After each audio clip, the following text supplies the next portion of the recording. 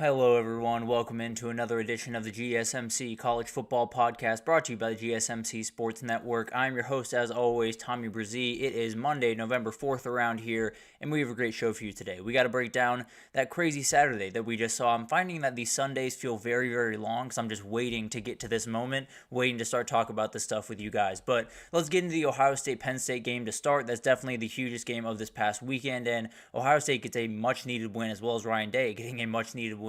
Then we'll get to all the upsets. We'll get to A&M just getting absolutely body-bagged, Iowa State and Clemson falling, as well as Kansas State. Big 12 got a little bit of a shakeup, and Colorado are big winners, even though they didn't play this past weekend. Then we'll get into Indiana SMU. Feel like those are the two teams, in my opinion, that made the biggest statements of this past weekend. Indiana getting a 47-10 win over Michigan State, and then SMU just going to work on Pitt, 48-25. Remarkable performance from those two. Then we'll get to the rest of the top 25 teams. Oregon kind of had a little bit of a scare against Michigan, but was able to pull away at the end. Georgia, it's still playing some very interesting, weird football right now. Ole Miss absolutely rolls Arkansas and so many more. Then we'll get into a little bit of a whip around of all the other games. We'll get into Virginia Tech falling out of the CFP race, as well as Vanderbilt going bowling for the first time, I believe, since 2018. And then we'll get into a ton of other stuff, a couple other teams that fell out of the CFP race, particularly in the G5 ranks. But let's get into, before we get into all of that, let's start this. If you want to get involved in the show, add a question, comment, anything you'd like, you can use that super chat. The chat or the $ at the bottom of the chat on the Sports Network page. You can click on that, add any question, comment you'd like. Your name and that question will pop up on the screen. Definitely want this to be very interactive. We're getting to that home stretch of the season, so any questions you guys have, definitely pop them on the screen and we can have fun back and forth here. Sometimes that chat goes a little bit too quickly for me to keep track of, so the super chat definitely helps that quite a bit. And GSMCpodcast.net, still up and running, does the exact same thing. So either one of those you'd like to use, please do, and hopefully we can get a little bit of interaction going on around here. But let's get into the biggest game of this past weekend. Ohio State gets a huge win over Penn State, stays in the Big Ten title race, and this one was interesting. It was one of those games that, to start, it felt like it was Penn State's day. They got the pick six on the very first drive for Ohio State, go up by 10. Zion Tracy makes a huge play, and Will Howard kind of handed them that play in a lot of different ways. But at the end of the day, they get a 10-0 lead, and then here comes Ohio State. Penn State scores 3 points the rest of the way. Ohio State really starts to get things going, and more than anything else, I think when you talk about this game, it's pretty much the quintessential Will Howard game. He plays really, really, really good football for about 90% of the game. And then he makes the couple of mistakes that could lose in the game. He had the pick six. He had the fumble into the end zone. He missed a couple of deep balls, I believe, to Jeremiah Smith and Carnell Tate. He badly needs to get that fixed. And there's so many different things that this team is capable of if you just eliminate one or two of those mistakes. It doesn't have to be perfect because that's probably not something that's going to happen at this point. What it does need to be is just less danger. He has to stop, making these big-time mistakes, because when you play Indiana in a couple of weeks, or when you play Oregon possibly in the Big Ten title game or in the playoff, you are not going to be able to afford these mistakes. You were able to afford them on Saturday because this Penn State offense was just all over the place. Did not have any idea what they were going to do on any given down, and it really, really did show. But the other part of this is the Penn State offense. I'm not really sure what the game plan was. I'll be totally honest with you. Tyler Warren and Drew Aller were their leading rushers in this game, and their leading receiver was Nick Singleton. That is not a wide receiver. In fact, wide receivers in this game for Penn State had 3 catches. How is that possible? How do you only have guys that can only get 3 catches? I get it's an incredible defense, and Jim Knowles deserves a ton of credit. You have to find openings somewhere. You just have to. You had 120 yards on 32 carries, and 33 of them came on one run by Tyler Warren. You have to get that fixed. This is a Penn State offense that has plenty of talent, has plenty of ability. Now they do need to up that wide receiver room, and that's something you'll probably do in the offseason. But at the end of the day, this is a team that had every ability to win this game. They were handed a number of chances, even after they went down in this game. They were handed a number of chances. They were not able to capitalize. They have to get that fixed, and one way or another, it is going to come back to bite them in this season. It could just be you go 11-1, make it into the playoff, and then right when you face another real defense, you lose again. So it's something that they're going to have to get fixed up. Andy Kotelnicki was a little bit too crazy for my taste in this game. I'm not necessarily one to go after play callers by any means, but at the end of the day, it felt like it was more of just maybe just line it up and play football. It was a very, very interesting approach, and I think overall it definitely hurt that Penn State offense quite a bit. And then Tyler Warren is obviously a big part of this Penn State offense. Being able to at least keep him at bay was huge for Ohio State, because if there was going to be a guy on this Penn State offense, at least receiving the ball, that was going to take over the game, it was going to be him. He only got 7 touches, none inside the 5-yard line somehow, and that's a whole other thing that we can talk about, because they got inside the 5 twice, 0 points. They got into the red zone 3 times, 3 points. Just cannot happen. Not something, especially in a game like this, that you can afford to happen. And frankly, I didn't think they used Pribula nearly enough in those red zone situations. Now, I understand it wasn't necessarily working early on. I think they went away from it just a little bit too early. So definitely something that they're going to have to figure out, and one that I think if you keep Tyler Warren under wraps, if you're a defense that's going to face Penn State in the next coming weeks, Minnesota gets them in a couple of weeks, if they can keep Tyler Warren out of the game, you're going to have a really good shot to stop this Penn State offense. And Ryan Day, I mean, you get the win that you badly needed. It was one of those games where you're going in, you're thinking, if they don't win this game, there is a very, very real world where he is not the head coach at the end of the season. Frankly, I think it probably would have been the case, unless he went 10-2, got to the playoff, won a national title. I think that was really the only way back. He gets this win, gets to breathe just a little bit. Now he's got Indiana in a couple of weeks, so he's got to get back to work. But at the end of the day, a huge win for him, definitely one that he badly needed, and puts them at least in a really, really good spot to go to the Big Ten championship. Obviously, got to get over that big-time hurdle in a couple of weeks, but as of right now, remarkable stuff, and definitely one that if he wasn't going to get it, I think he might have been looking for work at this time next year probably. For Penn State, I think you look at what James Franklin has done, you look at what this Penn State team has done. This was more than the same. And I know that's frustrating because it felt like Saturday could kind of be a turning point. It felt like Saturday could kind of be when you flip the page to that new Penn State. You make that known that you are one of the top teams in the Big Ten, that you can compete with all of the big-time teams in that conference. There were so many things on the table, and you left them on the table, and that is incredibly frustrating. I totally get that. If Penn State wins out and hosts a CFP game, I don't think there's anything Penn State fans can be upset about. I understand you wanted to win this game, but coming into this season, you knew what Ohio State was. Obviously, they're not quite to the level that we thought they were, and that is what made a lot of Penn State fans feel really confident in this game. Thing is, it doesn't really change who you are. It doesn't really change what you can do this season, and frankly, if you were to go 11-1, host a playoff game, and say it's Ole Miss coming into town, just randomly. I get into all of that craziness tomorrow, I promise. But let's say it's Ole Miss coming to town. You win that game, how can you be upset about this season? How can you be upset with James Franklin? I get it. A lot of the stuff is not going great, and you want to break through, and you want to do that big thing that you've been waiting to do. I fully understand all of that. But at the end of the day, he's a really good football coach. He's just not necessarily has the talent profile in a lot of ways to beat a team like Ohio State. So it's one of those things that you just got to keep plugging away. If you lose again this season and miss the playoff, then we can have a conversation about James Franklin. I'd be more than happy to do that at that point.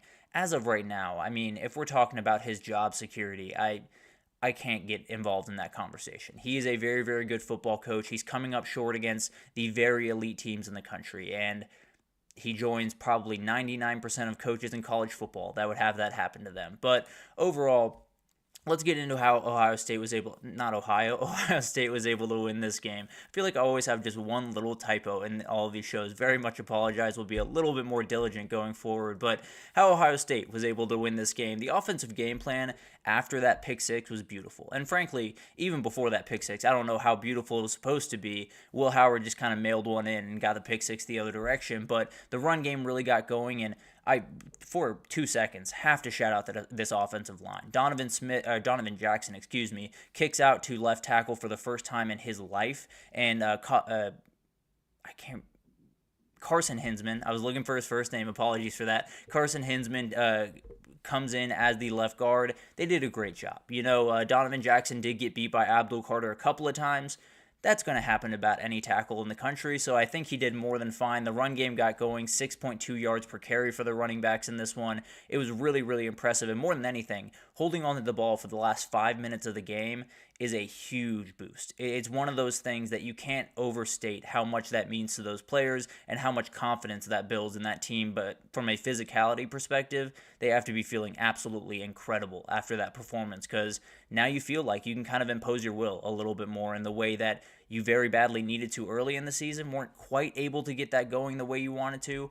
Finally, it feels like they've broken through, and this run game could be terrifying, even with a little bit of a dinged up offensive line. Will Howard's composure was huge to me, and I think it's one of those things that this is why they went and got him. I understand, there's these big mistakes, and you absolutely hate it, and it's not necessarily something you want if you're an Ohio State fan. They came and got him from Kansas State, not because he was an elite thrower of the football, not because he was absolutely all over the place when it came to making ridiculous plays with his legs, although he's plenty talented in that respect. They brought him in because he was a senior. They brought him in because he's played a lot of football. They brought him in because he's made mistakes and come back from them. They brought him in because he's lost games that have been really close, and he's been able to bounce back and have a really good season the rest of the year. That is his best attribute. It's not, his throwing ability. It's not his running ability. It's not his decision-making.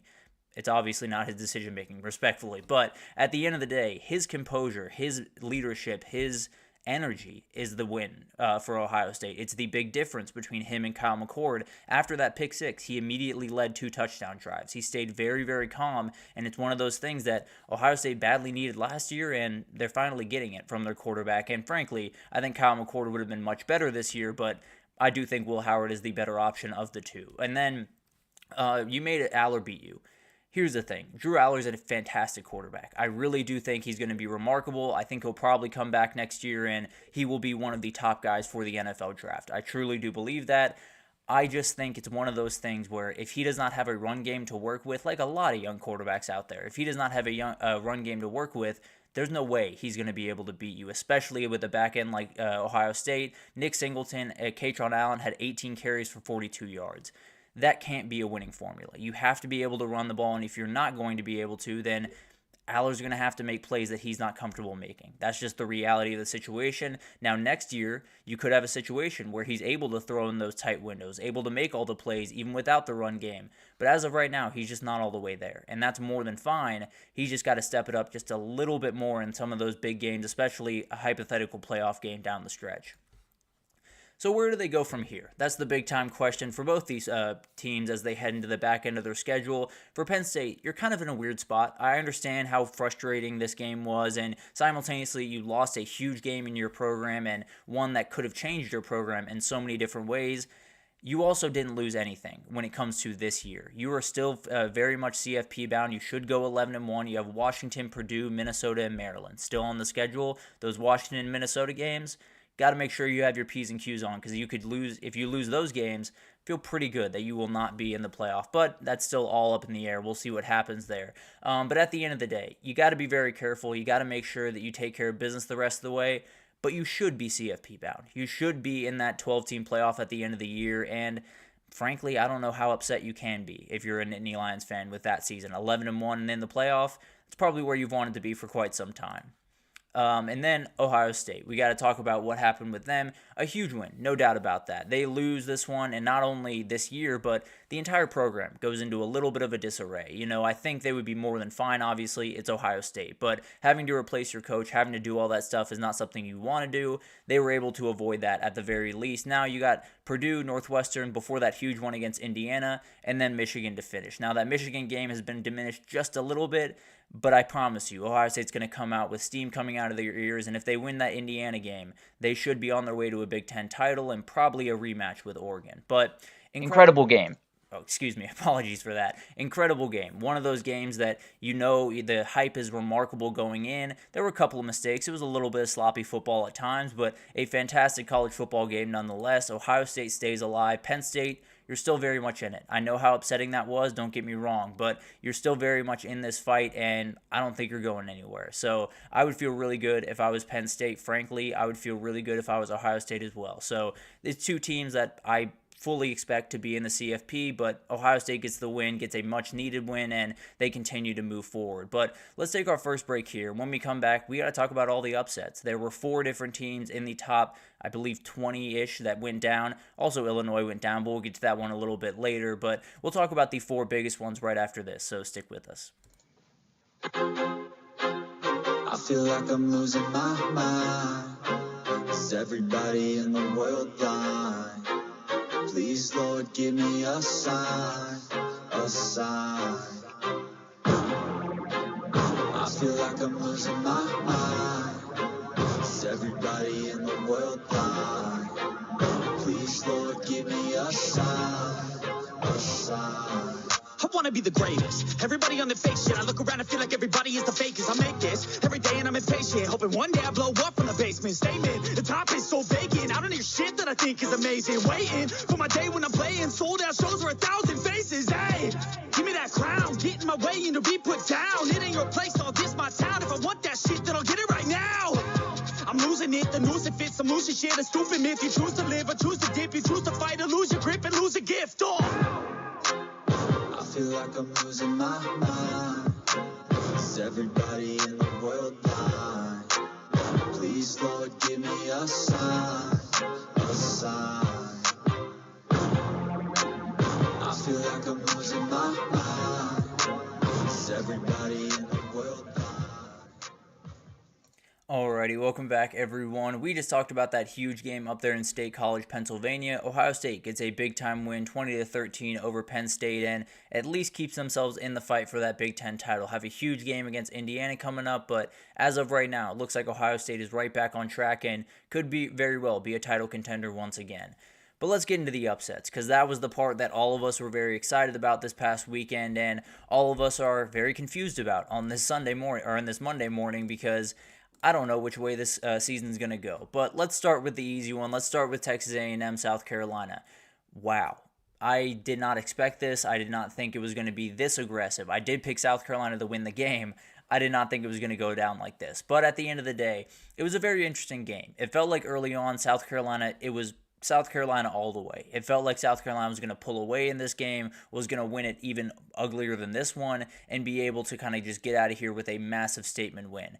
Then A&M kind of found their way back into the game. They somehow were able to tie it 20-20 going into halftime, and it took a South Carolina field goal to even tie it going into halftime. So A&M was able to find their footing. Marcel Reed was able to make a couple of plays, and they really got rolling downhill. Le'Veon Moss went out, which has a huge amount to do with what happened in the second half. Not everything, because they scored 24 points on you in the second half. It was 24-0 in that second half, and something that they badly need to figure out if you're A&M, because I don't necessarily think the problem was, I don't want to say it this way. I think they do have issues. I think mainly it was broken tackles. You cannot have so many broken tackles in a game and feel like you're going to have a successful performance. Period. End of story. The thing is, they still got a lot of pressure. They still got home a lot of times, and I'll talk about that here in a second, but really something that 44 is terrible, and you shouldn't get scored on 44 points. I don't think it was quite as bad for that A&M defense. I think Lenora Sellers was just on another planet, which is something that I'll talk about here right now, because it was remarkable what this kid was able to do in this game. I understand he didn't complete 50% of his passes. I don't care. He found his way out of so many bad situations. He made so many great plays. He made so many great reads, and he was the reason that offense was so lethal. Now, Rocket Sanders gave him plenty of help. 20 carries, 144 yards, and 2 scores, so he was more than fine as well. But Lenora Sellers handling this offense, he's a totally different player than he was early on in this season. It's really remarkable to see what he's been capable of doing. And then he had Josh Simon to throw the ball to. We talked about him in the preview saying he was a big-time player for this game. Well, he showed up. 4 carries, 4 catches, 132 yards, 2 scores. He was absolutely remarkable and had the knockout score late in that game. So really remarkable. A lot of missed tackles on both those guys. So something A&M's definitely going to have to polish up. For A&M, it hurts. There's no two ways about that. You got to figure out that quarterback situation. I think Marcel Reed's a really good player. I think he's more than capable.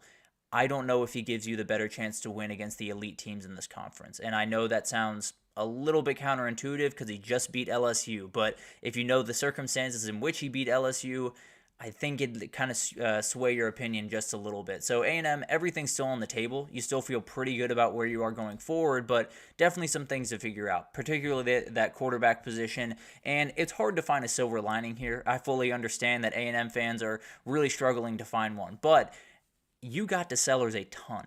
And you're not going to face a quarterback coming forward that has the escapability of Lenore Sellers. I promise you. If you get to the quarterback the way you did today against Auburn, Peyton Thorne's going to go down way more. Against Texas, Quinn Ewers is going to go down way more than Lenore Sellers did, and that was what really hurt you. So I understand this is a very frustrating performance, and there's a lot more things that need to be fixed than just, getting a quarterback on the ground. But at the end of the day, you figure that out, you get the quarterback play just a little bit better, you're still very much in the race for the CFP.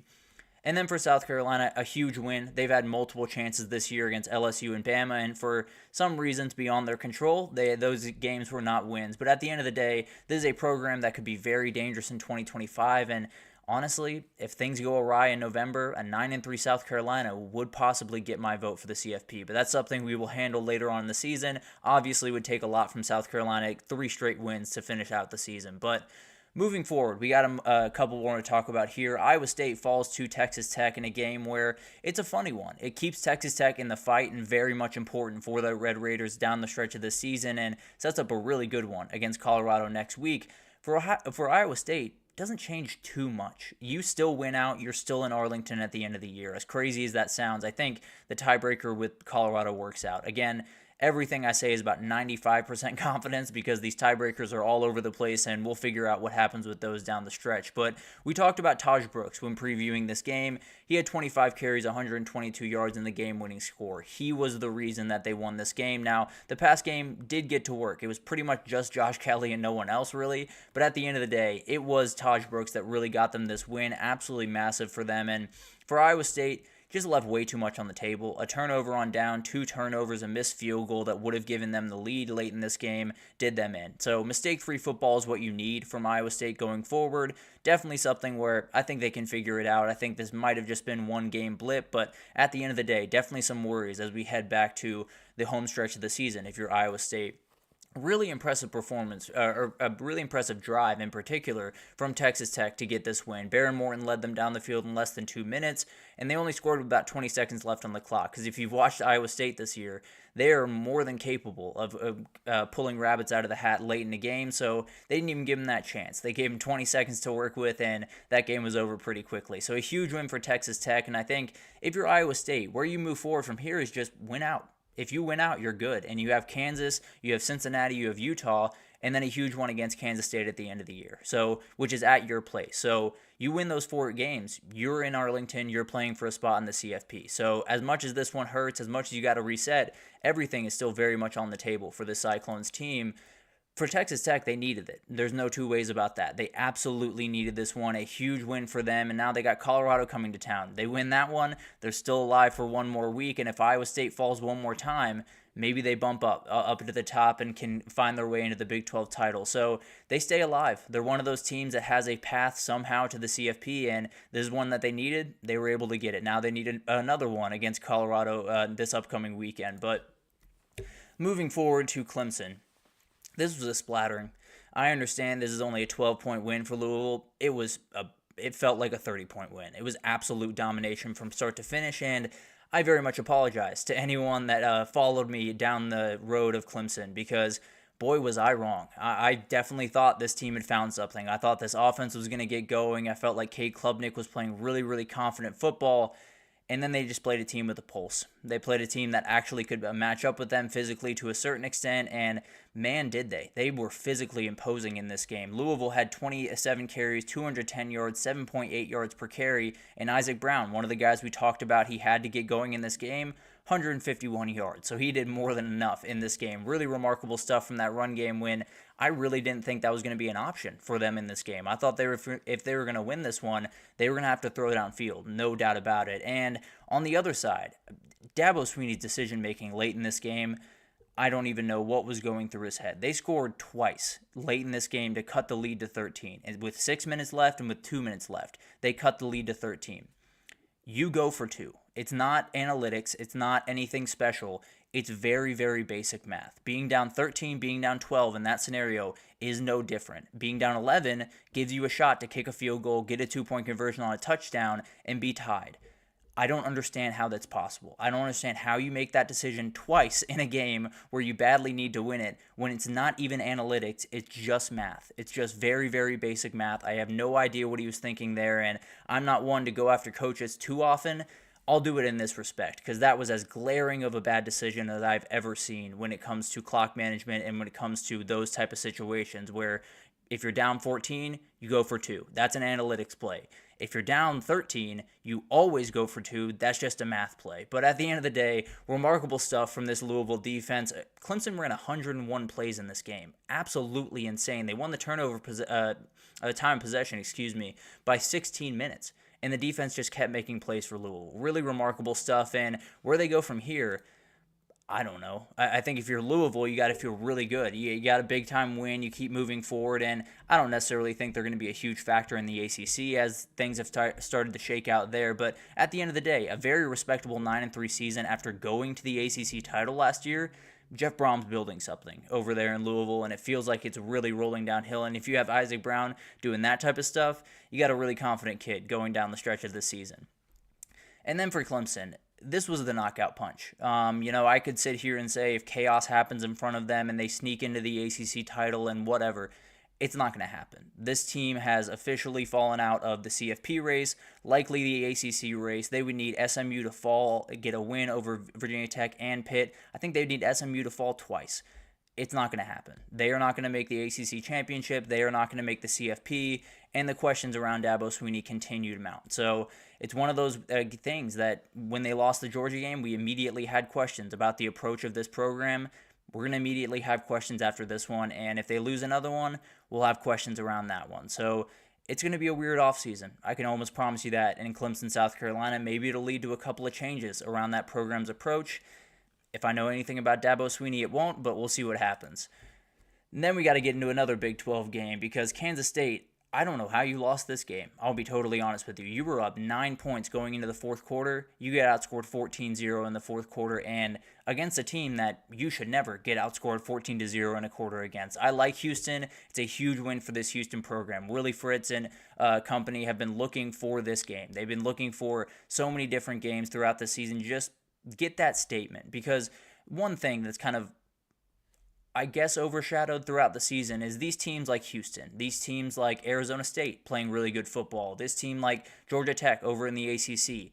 They need a couple of these wins. They need a win to prove to all of the recruits around them that they are moving in the right direction. This is a huge win for them and definitely gives them a place where this offseason, at least they can attack recruiting and feel really confident that they can get some of the really talented guys in their home city. It'll be really interesting to see what this program is going forward, but this feels like one of those wins that every program that is successful going forward has in their first season. He finally got it, and it feels like they could be rolling downhill, and not enough can be said about Zion Chris coming into this game in a very, very interesting kind of area. It wasn't necessarily the perfect situation when he came in for Donovan Smith a couple of weeks ago, but he was perfect Saturday. He went 11 for 11, passing the ball 103 yards and 1 touchdown. He also had 75 yards and 2 scores on the ground. The dude is absolutely remarkable and makes life just incredibly tough for any defense he faces. I absolutely love the kid, and frankly, I think he's going to be a dude next year. And then Kansas State officially does not control their own destiny. They're going to need another loss from Colorado. They do have the tiebreaker, so if Texas Tech were to beat Colorado this upcoming weekend, I think they would then be above Colorado and probably be still in the fight for the Big 12 title. I don't know how it would work with that Texas Tech team, but at the end of the day, they would at least be in the fight. You beat Iowa State at the end of the year, maybe you're in it. It'll be very interesting to watch that shake out, but at the end of the day, Kansas State takes a very, very tough hit, and I think where you go from here is just you got to try to win out. If you can win that Iowa State game, at least you give yourself a shot. I do think that Texas Tech would get in front of them because of tiebreakers and all that craziness, but at the end of the day, you'll give yourself a shot, and that's all you can ask for. Maybe Colorado loses this weekend, and then Texas Tech falls later in the year, and you find yourself in the Big 12 title. But at the end of the day, it feels like a big missed opportunity. It feels like they had a chance to really put their stamp on this conference, and they left it on the table. And then for Houston, massive win. You absolutely need this for recruiting. You absolutely need this for 2025. They get another shot with BYU at the end of the year. If they're able to win that one, things get really interesting. But they can go bowling with wins over Arizona and Baylor. Baylor's proving to be a little bit tougher than we thought early in the season. Arizona proving to be a lot softer than we thought early in the season. But at the end of the day, a very huge win for this team. And and regardless of if they go bowling or not, this is one that is going to help them on the recruiting trail. I can promise you that. But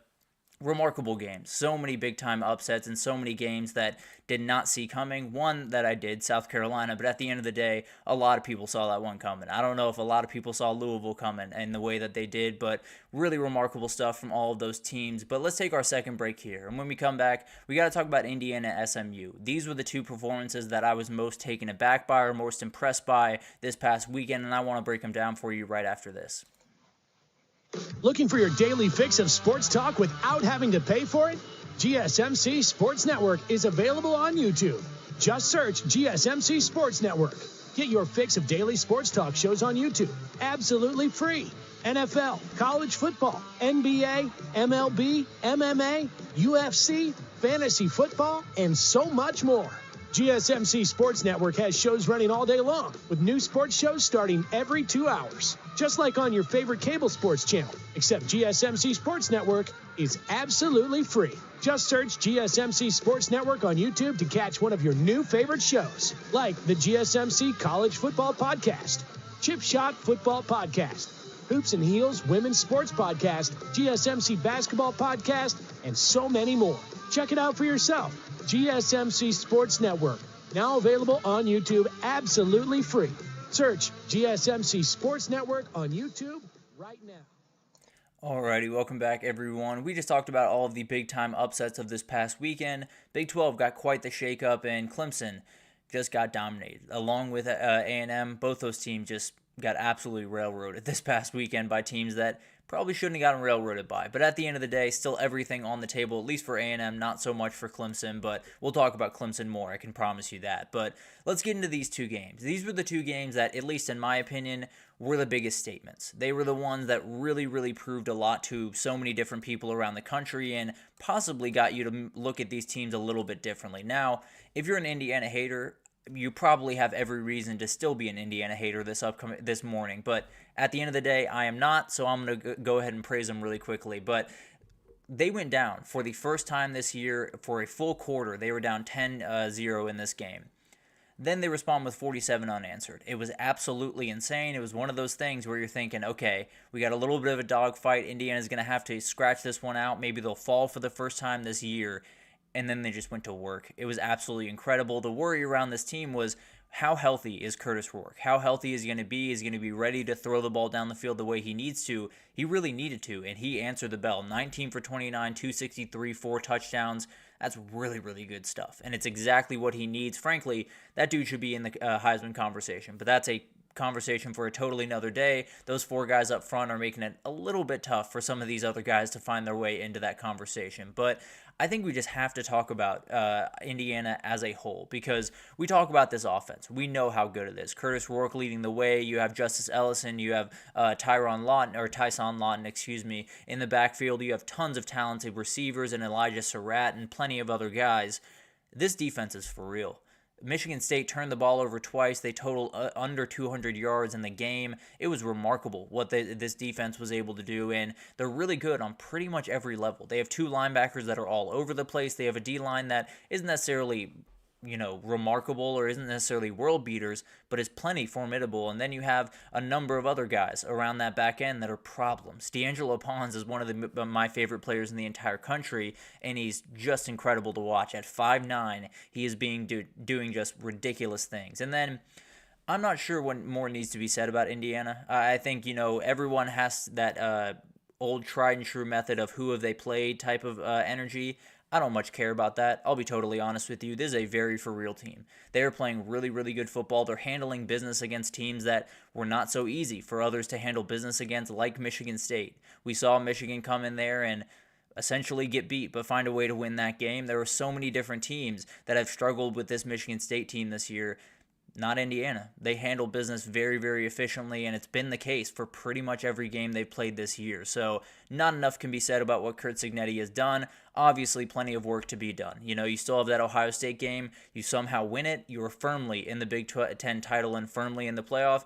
You lose it. I still think you should very well be in, but that's one of those things that we'll figure out what happens in November, and maybe, just maybe, the CFP does a very, very bad thing and leaves out an 11-1 Indiana. I don't know that that'll happen. I don't I wouldn't bet necessarily on that happening, but you know how they work. It could get a little bit wild.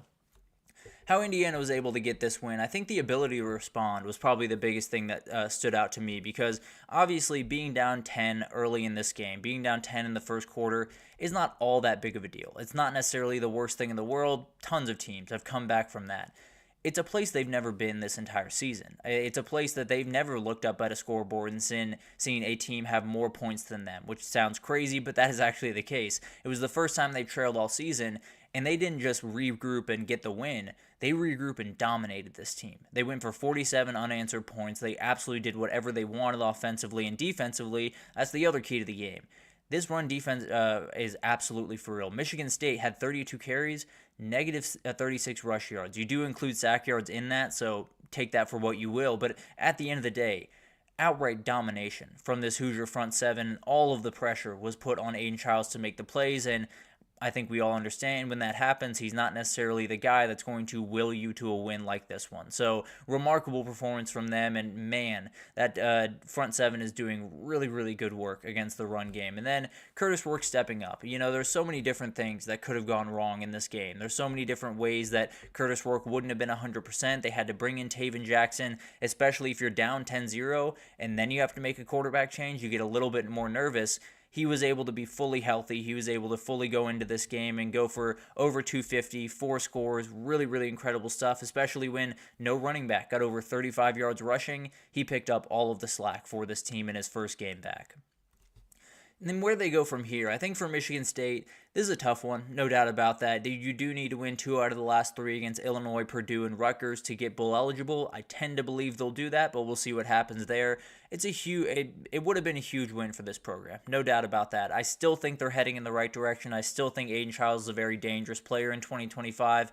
But as of right now, you're just missing too much. You just don't necessarily have all the guys that you need on that team. And once you add a couple of receivers to Nick Marsh, once you get that run game going a little bit better and that O-line is a little bit more stout, I think is a very dangerous team under Jonathan Smith. They just missed the mark on Saturday. Moving on to Pitt SMU, a huge, huge game for Pitt. Actually, let me go back here for a second. Apologies, but Indiana, I think nothing more needs to be said at this point. They are on their way to a possible CFP. Even if they lose, I think they should be firmly in that conversation. If they win it, they're going to the Big Ten title and could just shock the world and be maybe the 2 seed in that CFP. Now moving forward to Pitt SMU, because this was remarkable. This was not not one that was on my bingo card for this game. I'll be totally honest. I thought there were going to be points scored. I didn't think it was going to be this lopsided, because even with that 25, they scored 2 touchdowns late to make that look good. It was basically 48-11 in this game. So Kevin Jennings, this team just totally different when they have him on the field. Really remarkable stuff from this team, and the biggest thing was the way that they started this game. They scored touchdowns on 3 of their first 5 drives. In the same time for Pitt, they had a field goal, a missed field goal, 2 punts, and a fumble. Not necessarily quite the same thing. Not necessarily the same remote execution. So very badly needs to get that on track. And one of those things that you lose this game, you could be an 11-1 team at the end of the year. I don't know what happens in the CFP, but we'll get to that here in a second. But this was domination.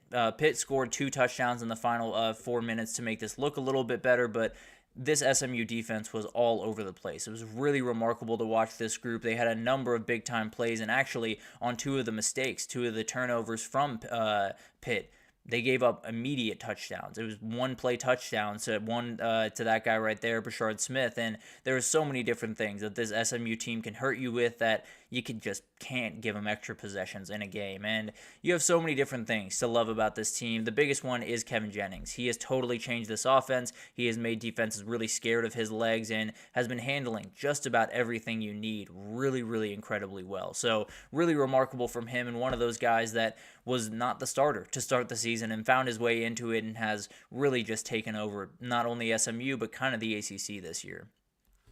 And then for Pitt, I think this defense for SMU was just flying around. I understand this Pitt performance, it's been the last couple of weeks, has been a little bit disappointing, but at the end of the day, this SMU defense was just all over the place, and they've been really good for the past couple of weeks. Gave up 10 points to Stanford, 27 to Duke, while the offense gave up the ball 6 times, and now you essentially gave up 11 on Saturday. I understand you got the 2 touchdowns with Nate Yarnell in there, but I don't necessarily am going to count those against those. Those linebackers, Kobe Wilson and Ahmad Gardner, one of the best duos in the entire country. They're going to be a problem for pretty much anyone they face, and they could very well be on their way to an ACC title game.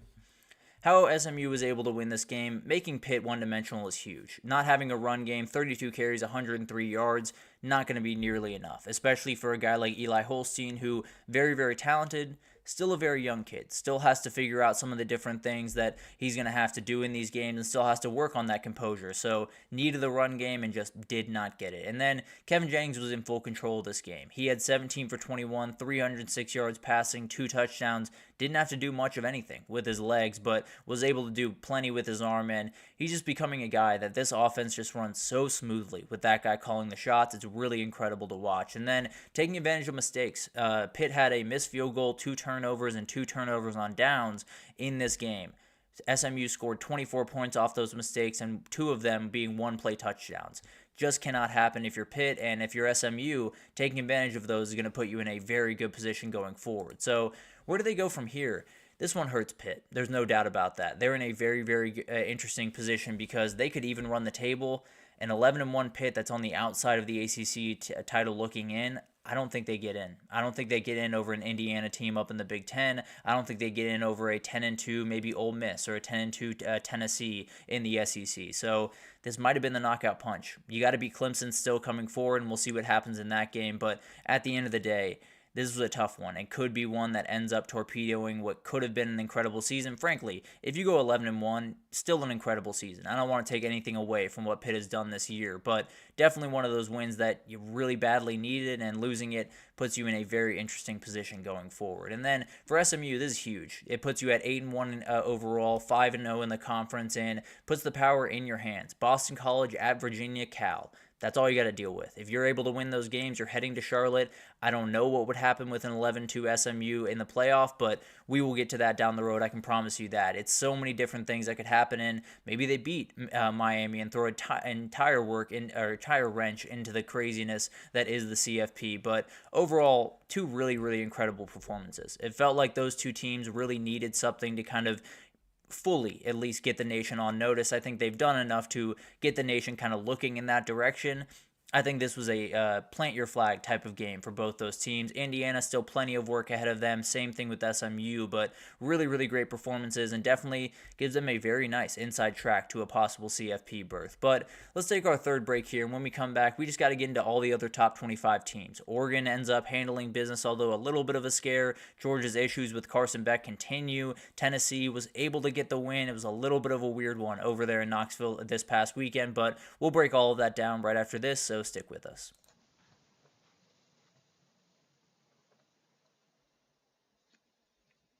For the best and latest podcasts available anywhere, go to the podcast app on your cell phone and type in GSMC to access free content-rich podcasts on health and wellness, book reviews, sports, entertainment, relationships, social media, movies, technology, finance, and even weird news. Subscribe and download the GSMC Podcast Network's family of shows, available everywhere podcasts are found.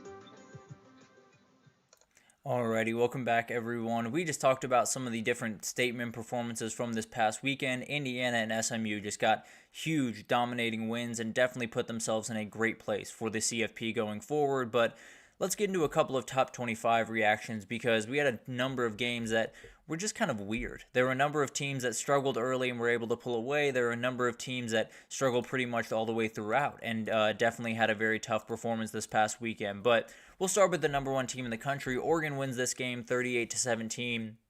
They win it on a weird touchdown play with about 25 seconds left to go. So really 31-17 is probably the score that is more indicative of this game. And frankly, this one got a little bit sketchy there for a second. There was a play down 14 for Michigan, 4th and 5, I believe somewhere on the 7 or 8, and they had Samaj Morgan throw a pass. Don't know why.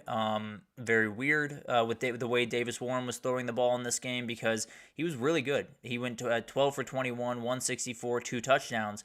If that's what you're going to get from your quarterback, that's about as good as you can possibly get. It was really, really good stuff when this run game did not get going even at all. They didn't get going. It was absolutely domination on the side of Oregon in that run game, and Davis Warren picked up the slack. And another game where he's giving you pretty good quarterback play, and he still just cannot fully break through the way that you want to. But on the other side, Dillon Gabriel went about his business. 22 for 34, 294, a score through the air, and then a 23-yard rushing touchdown as well. He is a very, very talented guy, and he is only one touchdown behind Case Keenum for that FBS record now. So I would expect him to break it likely this upcoming weekend. I believe they play this upcoming weekend, so yes, this upcoming weekend it'll be interesting to watch, but Oregon kind of just put a stamp on that number one position. I think they just kind of really showed everyone that they deserve to be the number one team in the country, that they're the best team in the country right about now, and we'll see what happens going forward. But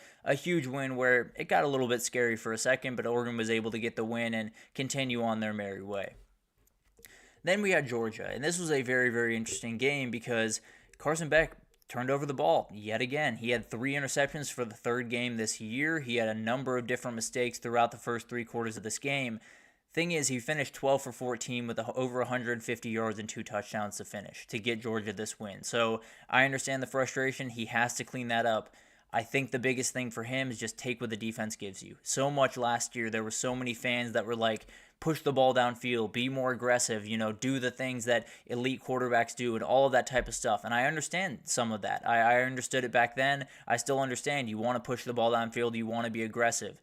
Now he's being a little too aggressive. You got to find the happy medium. You got to find a way to get to that medium, and then you'll probably be a very, very effective quarterback. I think he's just doing a little bit too much. I think he's just trying to push the ball just a little bit too much, and once he just says, okay, I'm just going to take the open receiver, I'm not going to overthink this, I'm not going to try to make big plays when they're not there, he'll be more than fine. Now, Georgia's still a very good team, and this is one of those things that I get the frustration around them, and I do think it's something that they're going to have to get fixed up, but if you can find a medium for Carson Beck in those turnover troubles, you're going to be more than fine. This defense was flying around again on Saturday. It wasn't quite as dominant as it was against Texas, but was plenty good. DJ Lagway leaving this game totally changed it for Florida. I can't sit here and say they definitely would have won if he was in that game. I can definitely say they would have had a much better shot and definitely possibly could have won that game. But shout out to the Florida team overall. It's been a very weird season, but they continue to show up. They continue to play really, really hard football. The defense has gotten better week over week, and it's one of those things that just really remarkable stuff in a year where it would have been very easy to quit. This team has not quit even once. And then you got Miami. This game and this scoreboard is very deceiving because it was a Miami game. It was very much a win where they just dominate the fourth quarter, and that's about it. They played very interesting football for the first 3 quarters of this game, but I did not like Manny Diaz's decision when they were down 4 to go down 3, to take the 3 and go down 1, They were down 4 points. He kicked a field goal instead of going for it.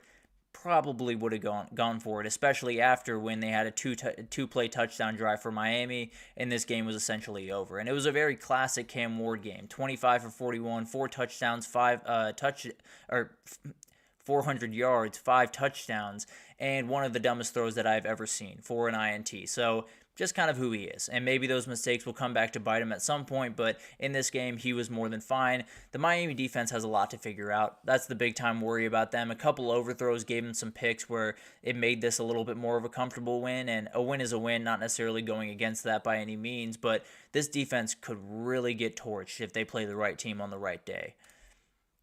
And then you got Tennessee, Kentucky, a big-time win for Tennessee in this one, and they played with fire just a little bit in this one. More than anything, I do think this score is just a little bit misleading. They outgained Kentucky by over 100 yards. They had 10 more first downs, won the turnover battle 3-1, and had 3 missed field goals. You miss 3 field goals, you win. If you make those field goals, you win by 19. No one's really thinking about it. Everyone's saying, okay, really good performance, keep moving on your way. You've done your business. And Nico Iamaleava was plenty good in this game. 28 for 38, 292, a score absolutely great. And he's one of those guys where He did miss a couple of passes over 20 yards, but he made plenty in between the 10 and 20-yard area, which is really what he needs to be doing. And he had a drop that possibly could have gone about 60 yards for a touchdown. So nothing against him. Played really, really good football, and especially when you have Dylan Sampson, who I think made his way up to 4th or 3rd on the Tennessee rushing touchdown list, which is absolutely crazy. But remarkable performance from all of these guys, and this Tennessee team continues to be one that I'm a little bit skeptical of. I'm a little bit worried about that deep passing game. Can they get it going? Can Nico hit his receivers? And then can those receivers make the plays that they need to make the catches? But at the end of the day, they're in a very good position. They lose to Georgia. I think they're still very much a CFP team, especially with that win over Alabama. But again, they can and they want to beat Georgia in a couple of weeks, and then they're firmly in the SEC title game. It'll be very interesting to watch this team down the stretch because plenty of people have written them off just a little bit, especially with that Georgia game coming up. Still a very dangerous team that still very well could be in Atlanta at the end of the year. Then you had San Diego State, Boise State, and another quote-unquote off day for Ashton Jeanty, and it ended with 31 carries, 149 yards, and 2 scores. That is an off day for this kid, and that is absolutely insane. I do think he has to put up just ridiculous numbers the rest of the way, so he probably took a little bit of a hit in the Heisman race.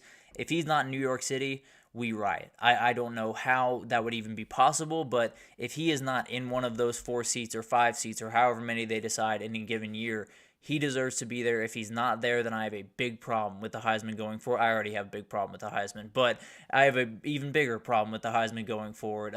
As for the rest of the team, SDSU did everything they could to slow down Ashton Jeanty, and they did a good job early on. I believe he only had 37 yards at halftime.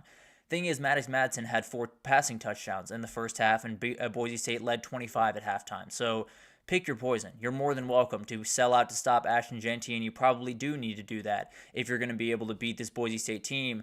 Thing is, they got plenty of receivers that can hurt you on the back end, and they got a quarterback that is more than happy to take all of the open windows you're giving him and just lay a ball in there. So this Boise State team is very, very dangerous. The pass rush is incredibly good. They're all over the place, really, every single game, and they're the CFP favorite right now. You know, that Army team probably has to lose one more, but they got Notre Dame in a couple of weeks, and this Boise State team just looks like one where I don't know if anyone other than UNLV in this Mountain West Conference can compete with them, and UNLV was lost that game at home, so who knows what would happen. But as of right now, Boise State continues on their merry way. Ashton Jeanty at the very least stays at near the top of the Heisman conversation, and they get a big-time win and continue towards that Mountain West title.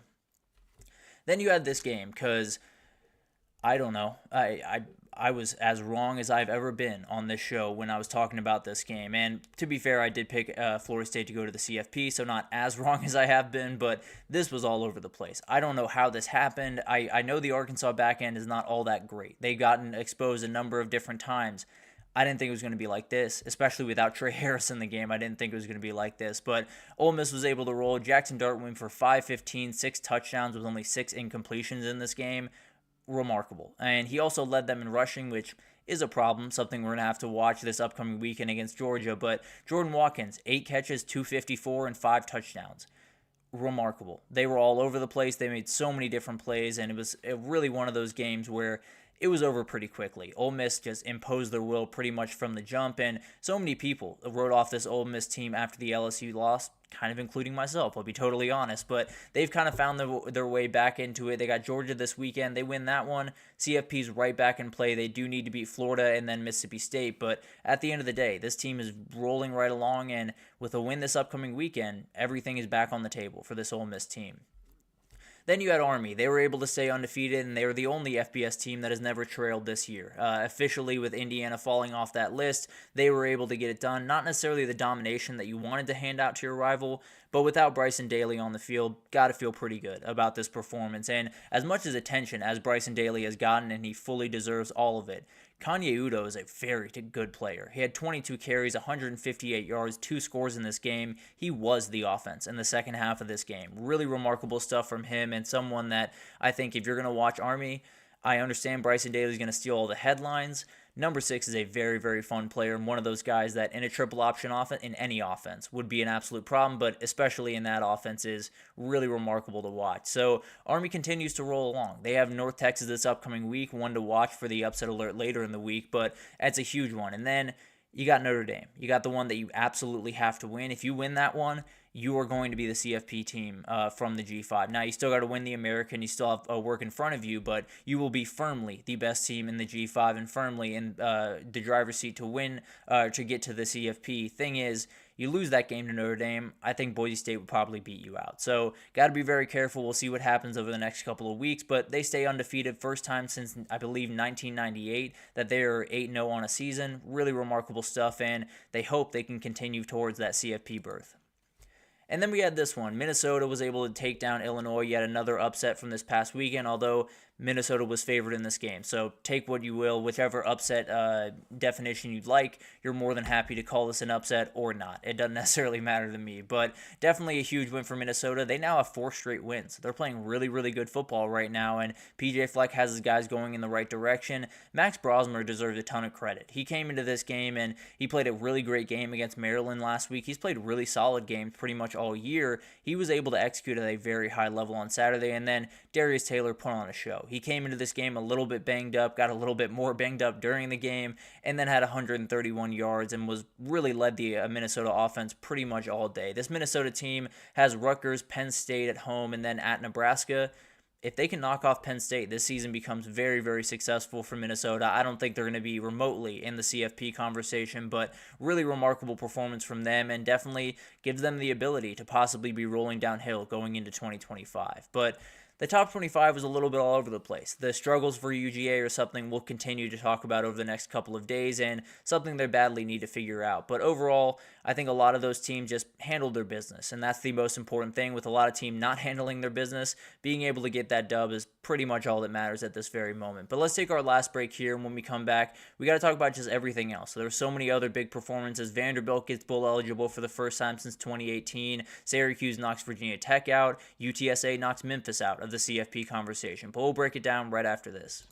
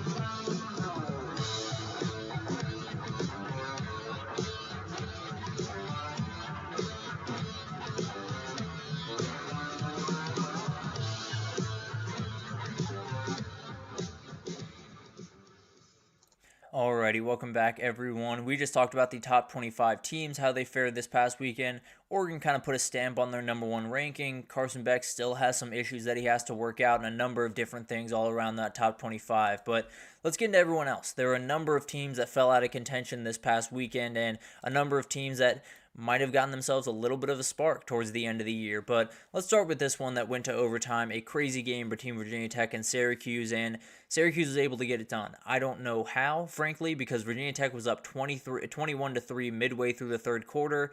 Then they allowed touchdowns on 4 of the final 5 drives for Syracuse and let them back in this one. Now, no Kyron Jones, no Baishal Tootin definitely hurt them in this game, but Cullen Schlee played more than fine. This run game was relatively, at least, more than fine.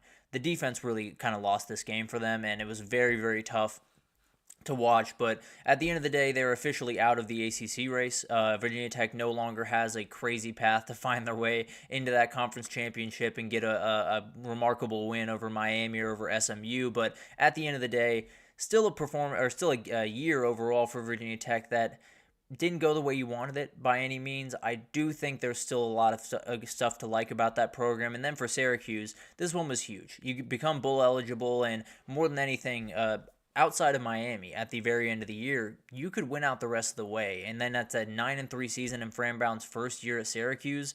Remarkable stuff from him, and that coaching staff. Not enough can be said. He probably won't win Coach of the Year in the ACC because of what Rhett Lashley's doing, because of what Mario Cristobal's doing, but man, he should be right in that conversation, that's for sure. Oh, excuse me, I'm on the wrong thing here. There we go. Vanderbilt gets another big-time win, another bowl-eligible team for the first time since 2018. They are going bowling, and this one, it wasn't about Diego Pavia. For the first time probably all this season for Vanderbilt, it was not about Diego Pavia. It was about this defense flying around, really stonewalling Auburn in so many different ways. I mean, Jarquez Hunter had 50 yards rushing in this game, and Auburn overall had 88 yards rushing on 29 carries. It was not a good day for this Auburn offense running the ball, and as you can imagine, it was not a great day for them throwing the ball because of that. So a huge performance from this Vanderbilt defense that, frankly, I didn't even know if they were capable of. Probably the best defensive performance they've had all year, and Vanderbilt ran the ball worse. They had less pass yards. They completed 7 passes on the day, and they were able to get a 10-point win. That is everything about that defense and everything about this coaching staff. It's a really, really well-coached team. They don't make mistakes. They don't hand you the ball too much. In fact, they have 5 turnovers on the season. 3 of them came against Texas this past weekend. So a lot of this stuff has just been really incredible and comes back to just how good Clark Lee has done with this team. Then you got UCLA, Nebraska. Got to give some love to the Bruins here because this is 2 straight wins in the Big Ten. And you look back at their schedule, they played really tough teams to start this Big Ten slate. So not to say they're a team that is going to be, dominate the rest of the way and beat Iowa, beat Washington, I wrote down Iowa again. I don't know who they play. USC is what I'm looking for at the end of the year. If they're able to win those games, I'm not necessarily saying they will. What I am saying is the teams they played to start the year were insanely tougher than the couple of teams they played the last little bit and the teams that they'll play the rest of the way. So maybe this is just a UCLA team that we didn't give enough credit for early on in the year because they were losing to the elite of the elite in the conference. And now they're playing a little bit more around their area and they're playing really good football. And Ethan Garber's playing really good football for kind of the first time this year. It started last week, and he went 17 for 25, 219, 2 scores through the air, and led UCLA in rushing with 56 yards rushing. Not something you want necessarily, but if you're UCLA, you'll take it any way you can get it. And for Nebraska, I don't really know what to say. I got to be totally honest with you. You lost 4 of the last 6. After that Colorado game, it felt like everything was rolling downhill. It felt like Matt Rhule was going to get this team going, and you look forward to USC, at USC, Wisconsin, and at Iowa. I wonder if they're going to make a bowl game. It was an absolute collapse from a really good start to the season. Now, Dylan Raiola, very young quarterback, coming back next year. A lot of things could change next year. But man, it's this the same story over and over again. It feels like for Nebraska, and I can't imagine Nebraska fans have too much more patience left. Moving forward to this game, Washington was able to get a 26-21 win over USC and came down to the wire. USC had a chance to win it, a 4th down on about the 10-yard line. Couldn't get it done. Washington makes yet another play defensively in this one, and you very badly needed it if you're Washington. Move to 5-4 on the season. Give yourself a really good shot at the bowl game. For USC, 4-5, and you lost 4 of your last 5 games. It's been really, really ugly. They have to win 2 of the next 3 against Nebraska, UCLA, and Notre Dame to go bowl eligible.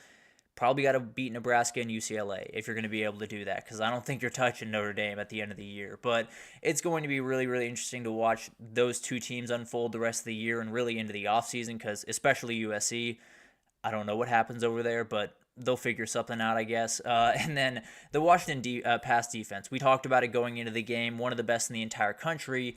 Well, they decided to throw the ball 50 times in this game, did USC, and Miller Moss got picked off 3 times. It was a very, very rough day. Washington got 10 points off those INTs. That's the difference in the game. So I don't know why they didn't go to Woody Marks a little bit more often. He was playing really, really good football, but at the end of the day, I'm not going to question Lincoln Riley, a very good play caller, just a little bit weird, at least in my opinion. Then a massive win for Washington puts them in a very, very good position going forward. And Penn State this upcoming weekend, maybe you shock the world and get that win, but then you got UCLA and Oregon to finish. not needing 2 wins is huge. Losing this game, needing 2 wins to get bowl eligible was going to be a little bit sketchy. Now you just got to beat UCLA, and it's proving to be a little bit tougher than you might have thought a couple of weeks ago, but as of right now, I'd probably like them against UCLA, and I do like them to probably go bowl eligible this year. Then we got TCU Baylor. This one was weird, and the Dave Aranda job save continues. It's been really, really remarkable to watch, but Baylor's won 3 straight after their 2-4 start and put them in really great position to win a bowl game and possibly get to 7-8 wins this year, which, if you asked me after that 2-4 start, I would have said Dave Aranda's going to be fired before November, but here we are. They played really, really good football, and Baylor ran the ball incredibly well in this game. 44 carries, 257 yards on the ground. Now TCU returned the favor on the other side, 333 through the air. So it was a little bit of a battle of styles in this one, but Byron Washington for Baylor was just spectacular. 26 carries, 196 yards, 4 scores. One of the better players in the entire country this week, and maybe, just maybe, we'll make it onto that individual performance superlative on tomorrow's show. But the second half had 9 total possessions in this game. There were scores on 7 of them. It was absolutely insane, and there were 6 touchdowns and 1 field goal. That 1 field goal was by TCU, and that might have just done them in. If they didn't kick that field goal, if they were able to turn that into 7, they're up by 4 points, and Baylor needs a touchdown coming back the other way, but they didn't. They just needed the field goal, and Hankins wins it for them. So really remarkable stuff from Baylor. Dave Aranda just continues to pull rabbits out of a hat. If he can win at least 1 or 2 of these games coming forward, a 7-5 season for Baylor this year does not sound too bad. I can promise you that. But moving forward to the G5, Georgia Southern, huge win over South Alabama, and one that they were down 14-30 going into the fourth quarter of this game. Then they scored the last 20 points of it and got out with a huge win because it moves them to 4-1 in the Sun Belt and gives them a real shot at that conference title, especially with Old Dominion going down this past weekend. Absolutely huge. And J.C. French, the Georgia Southern quarterback, deserves a lot of respect. 22 for 27, 198 yards in this game, 2 scores through the air. Him, Jalen White, the running back, Josh Dallas, the wide receiver, making this Georgia Southern offense just really, really hard to stop. And you saw it against that Boise State game where they did give up 6 touchdowns to Ashton Genty, so that didn't help by any means, but their offense really got going in that game. And it's because of all these guys. Very, very talented group, and that Georgia Southern team's a little bit more frisky than some people are giving them credit for, but this puts you right where you want to be if you're Georgia Southern. I think you sit atop the Sun Belt East right now, and you have the tiebreaker over number 2 Marshall, so could be Georgia Southern's division to lose. They have a couple of tough games coming forward, but as of right now, that could be the team that is representing the Sun Belt East in that title game.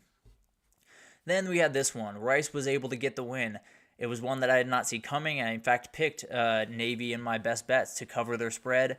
Rice defense just came out to work on Saturday, but Rice gets a huge win over Navy. Navy officially ends their CFP hopes, and you now put yourself in a very interesting position if you're Rice. You got to win the rest of the way. If you want to get to a bowl game, you're only 3-6 right now, and they play Memphis this upcoming Friday. So at least you get to live to fight another day. We'll see what happens on Friday. But the story of this game was Dean Connors, the running back for Rice. He had 18 carries, 105 yards, 2 scores. Rice had a couple of turnovers from E.J. Warner, but their run game was plenty capable of handling all of the craziness of this game, including a 5-hour weather delay that got very, very close to breaking the FBS record for the longest delay in a game, but didn't quite get there. I believe it was like 5 hours, 18 minutes or something like that. But the defense was the story, though. 2 interceptions off Blake Horvath in this game. Huge shout out to Pete Alomar, the interim head coach, for having his guys ready to roll, and this defense really wanted to prove something, and man, did they. Really remarkable performance from them. And then you have this last game that knocked someone else out of the CFP conversation from the American. Memphis does fall to UTSA, a team that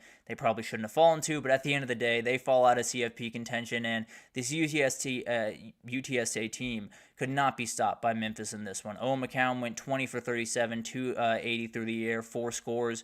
Really remarkable stuff, and actually led UTSA in rushing, which very weird again, but you'll take it any way you can get it. Seth Hannigan had 454 in this game, 4 scores, so he was plenty capable, but weren't able to take advantage of a missed field goal by UTSA, and that was about it. Really, really impressive stuff from UTSA, and for Memphis, it was one of those years that was a little bit up and down, a little bit weird, but you're probably going to be on the outside of the CFP looking in, no doubt about that. But a huge week, a crazy week, all over the place. One of those weeks that we're probably going to remember for quite some time, especially when it comes to Selection Sunday. But that'll do it for this edition of the GSMC College Football Podcast, brought to you by the GSMC Sports Network. Your support means a lot to us, so please remember to subscribe to the show, leave a positive review. It does make a huge difference for us. Also, follow us on Facebook, Twitter, TikTok, Instagram, all the social pages for all the content and updates you could possibly need. But thank you once again